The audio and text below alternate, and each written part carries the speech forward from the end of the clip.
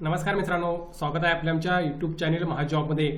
मित्रांनो, महाजॉबच्या आजच्या एपिसोडमध्ये आपण एका नवीन भरतीबाबतचा अपडेट या ठिकाणी घेत आहोत, ज्यामध्ये विविध पदांसाठी जसे की व्यवस्थापक असेल, अधिकारी असेल आणि लिपिक पदांसाठी या ठिकाणी भरतीची एक नवीन जाहिरात सरळ सेवा भरती अंतर्गत रिलीज करण्यात आलेली आहे आणि त्याबाबतच अपडेट आपण आजच्या व्हिडिओमध्ये या ठिकाणी घेणार आहोत। पद कोणकोणते आहेत, त्यासाठी लागणारी पात्रता काय, जागा काय आहेत, याबाबतची संपूर्ण माहिती आपण या ठिकाणी आज या व्हिडिओ मार्फत घेणार आहोत। व्हिडिओ सुरू करण्या अगोदर मेक शुअर महाजॉब चॅनल असाल चॅनल नक्की सबस्क्राईब करा। जॉब रिलेटेड अशाच प्रकारचे डेली अपडेट देण्याचा प्रयत्न मी या ठिकाणी करत असतो। बघा मित्रांनो, ही जी जाहिरात आहे ती या ठिकाणी प्रसिद्ध करण्यात आलेली आहे। दी जालना जिल्हा मध्यवर्ती सहकारी बँक लिमिटेड जालना यांच्या मार्फत ही रिक्रुटमेंट या ठिकाणी होत आहे, ज्यामध्ये त्यांनी असं म्हटलं आहे की विविध श्रेणीतील रिक्त 70 जागा या सरळ सेवे भरतीद्वारे भरण्याकरिता पात्र उमेदवारांची निवड सूची तयार करण्यासाठी इच्छुक पात्र उमेदवारांकडून विहित नमुन्यात ऑनलाईन अर्ज मागवण्यात येत आहेत। यासाठी तुम्हाला IBPS मार्फत ही रिक्रुटमेंट प्रोसेस या ठिकाणी पार पाडली जाणार आहे। सो एक चांगली संधी आहे, तुम्ही नक्की या ठिकाणी प्रयत्न करू शकता। पुढे आपण बघूया कोणकोणत्या वॅकन्सी आहेत ज्यासाठी तुम्हाला अप्लाय करता येईल। तर पहिलं पद आहे उपव्यवस्थापकचं एक जागा आहे, जे कॅटेगरी जे विश्लेषण दिलेलं आहे ते तुम्ही या ठिकाणी पाहू शकता। अराखीव खुल्या पदासाठी हे तुम्हाला एक जागा पाहायला मिळत आहे। त्यानंतर दुसरं पद आहे सहाय्यक व्यवस्थापक, अगेन एकच जागा आहे जी खुल्या पदासाठी या ठिकाणी त्यांनी अवेलेबल केलेलं आहे।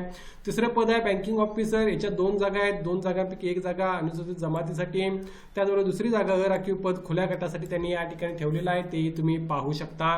बँकिंग ऑफिसर नंबर 2 हे पद 11 जागा आहेत। यामध्ये जे कॅटेगरी वाईज विश्लेषण आहे व्हर्टिकली त्याचबरोबर हॉरिझॉन्टली ते तुम्ही या ठिकाणी पाहू शकता आणि या बेसिसवर तुमच्या कॅटेगरीला किती जागा आहेत पाहून तुम्हाला या ठिकाणी अप्लाय करता येईल। बँकिंग ऑफिसरचं हे पद आहे ज्यासाठी तुम्हाला अर्ज करता येणार आहे 11 जागांसाठी। आणि सर्वात महत्त्वाचं पद या भरतीचं, ज्यामध्ये कारकून लिपिक पदाच्या 55 जागा भरल्या जाणार आहेत। अगेन ज्यासाठी कॅटेगरी वाईज जे विश्लेषण आहे ते तुम्ही या ठिकाणी पाहू शकता।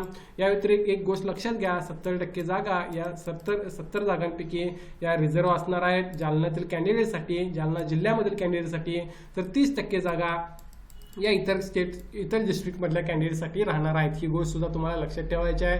त्यामुळे जर तुम्ही जालन्यामधून असाल तर मात्र तुम्ही नक्की प्रयत्न करणे आवश्यक आहे। या पदांसाठी जवळपासच्या जिल्ह्यामधून सुद्धा तुम्ही ट्राय करू शकता।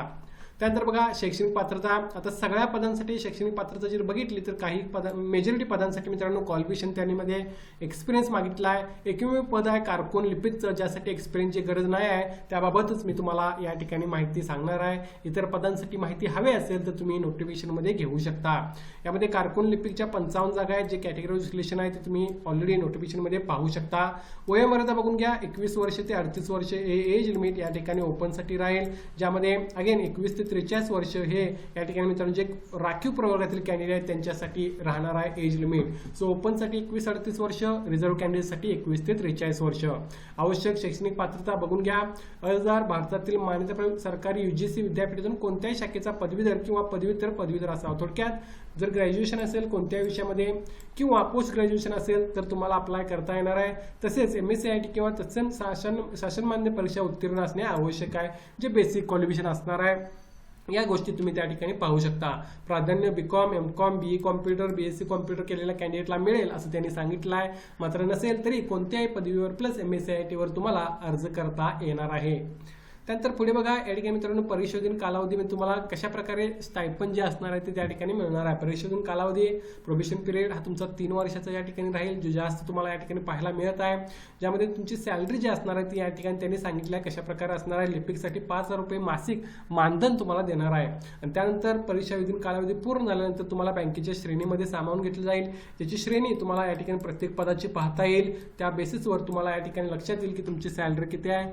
लक्षात घ्या, सरकारी नंतर सहकारी बँकामध्ये तुम्हाला एक स्टेबल जॉब मिळू शकतो, त्या पॉईंट ऑफ व्ह्यूने बघून तुम्ही या ठिकाणी अर्ज करू शकता। आता त्यासाठी सिलेक्शन बघा, सिलेक्शन कशा प्रकारे होणार आहे। एक्झामचा फॉर्मॅट प्रत्येक पदासाठी वेगवेगळा आहे, किंबहुना पहिल्या 4 पदांसाठी वेगळा आहे, क्लर्क पदासाठी वेगळा आहे। क्लर्कमध्ये Marathi language, English language, general knowledge, numerical ability आणि रिझनिंग ॲबिलिटी याबाबतचे 90 क्वेश्चन 90 मार्कांसाठी विचारले जातील।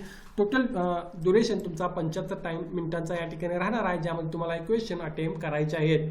क्लर्क पदासाठी कमीत कमी 40% मार्क तुम्हाला त्या ठिकाणी मित्रांनो मिळवायचे आहेत जर तुमची मुलाखतीसाठी सिलेक्शन करायचं असेल तर ही गोष्ट लक्षात घ्या।